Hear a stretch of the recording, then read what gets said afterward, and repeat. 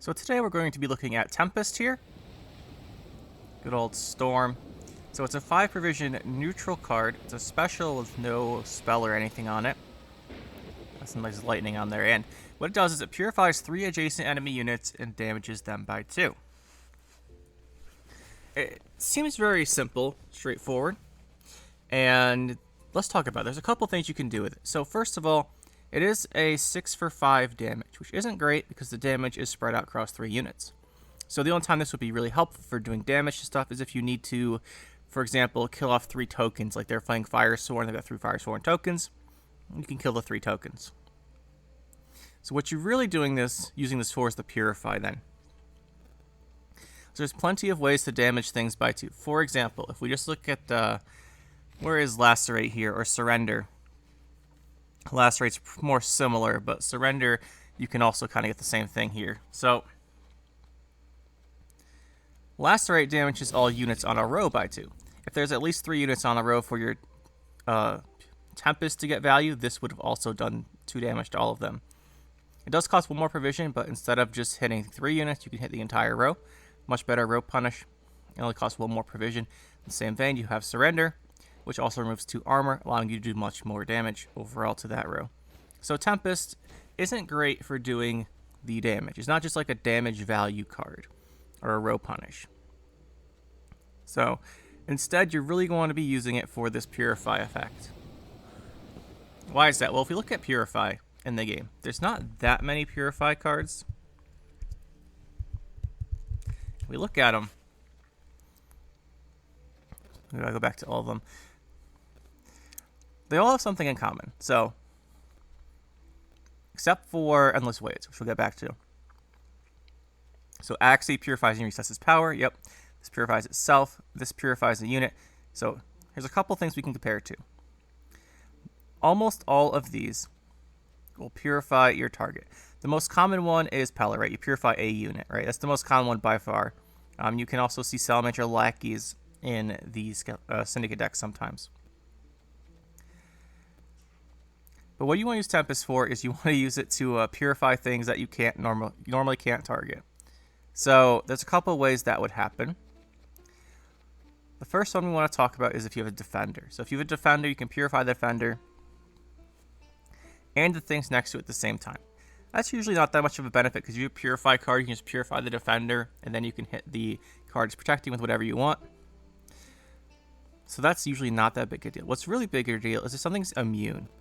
So if something's immune and you can't target it, it really limits you because most decks won't be playing Siegfried unless you're playing Viper.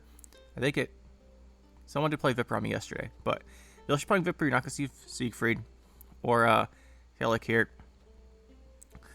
So that means that pretty much the only thing that gets played are targeted purifies.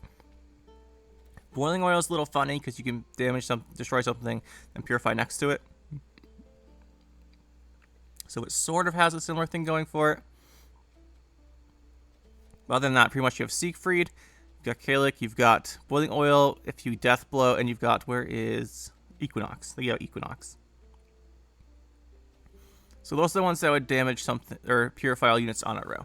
Now if we take a look at them, Siegfried and Kalik are 6 power. This guy's just a row, and he's only an allied row. I'm just bringing him up for being able to do more than one. So he's not really going to be good for doing this on an enemy unit. I just wanted to bring him up because he can do immune units as well. So it really leaves you with Siegfried and Clear Skies and Tempest for purifying an enemy immune unit. And why does that matter? Well, if the enemy unit's immune and you're playing a deck with a tall removal like Heatwave, you need to be able to banish their card if it's really big. Now that is less of an issue right now, but when Sov was super popular, Sov was immune. He's still very good, but if you can't use targeted removal on Sov, everyone started running Curse of Corruption. You had Igni, which then got nerfed, and Yrden, which got nerfed as well. So you have to use something that didn't target it. I feel like I'm talking about a Yu-Gi-Oh card now. Targeting, non-targeting. But yeah, so it was hard to purify an immune unit, or kill an immune unit if you have like targeted damage, like a Heat Wave or something in your hand, or a reset like a Spores. So in order to deal with those, you would purify it. Siegfried would do that, but you don't really want to run Siegfried. He's not great value, 6 for 7. so no one really bothered. But you could run Tempest. At 5 provisions, it's much cheaper than Siegfried. It costs 2 less. That's kind of a big deal. A 5 provision card you can fit in pretty easily. A 7 provision card you feel a little bit bad about putting in. And then it does also do the 6 damage. So its value is not bad. On paper, it gets 6 value just like Siegfried. And then it will also purify the unit that you want to purify as immune. Spring Equinox, by the way, just plays for 0 tempo. So you really, really need to do something with the Spring Equinox that makes it worth it. Now, obviously, that's one main use that you can use with Tempest. But you don't just need Tempest for immune.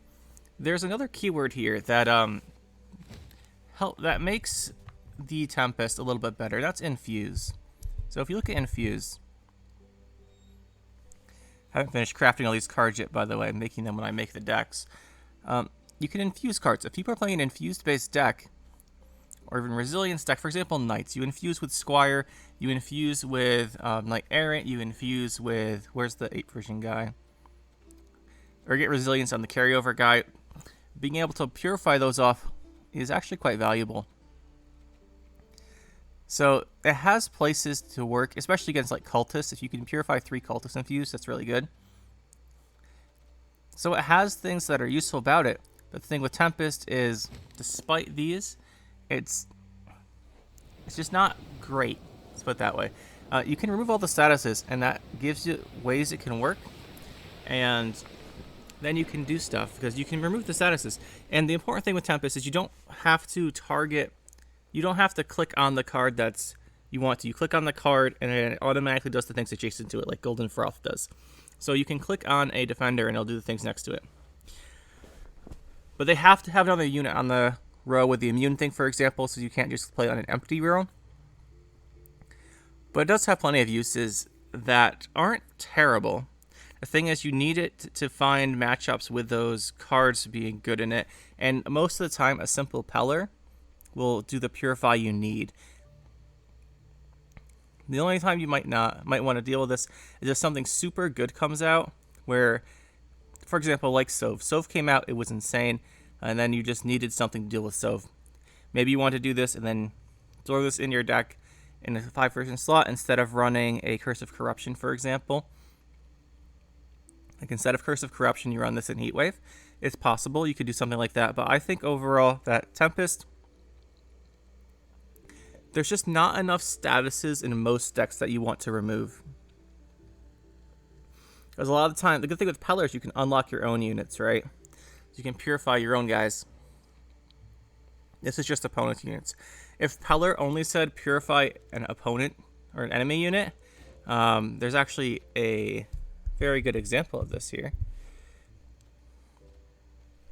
That's Taskmaster. Taskmaster purifies an enemy unit unless you have dominance. Now just runs Peller instead.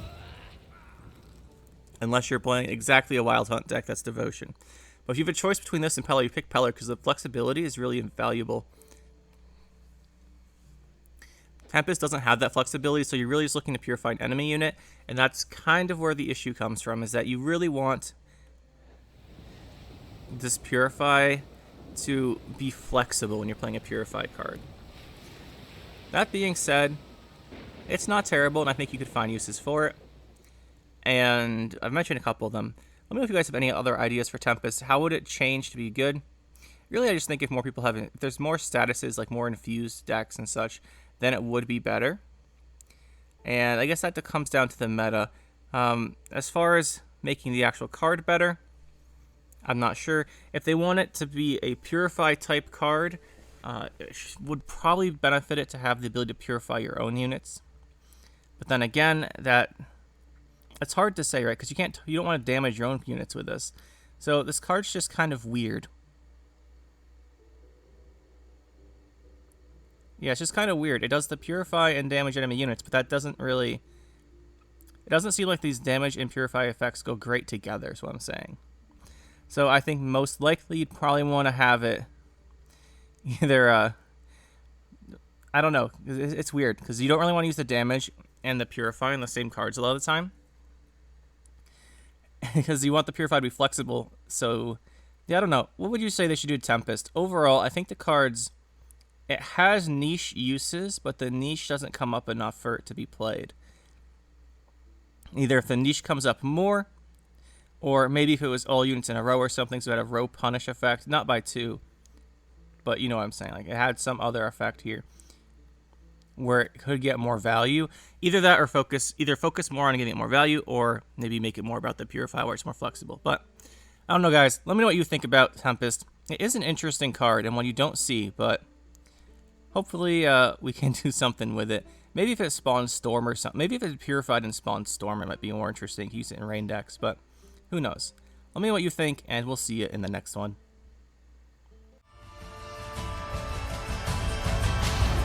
That'll be it for this one, guys. Hope you enjoyed. We'll see you next time. Make sure to hit that like button and subscribe to the channel for more. And you can check out some more videos over here. And thanks for watching.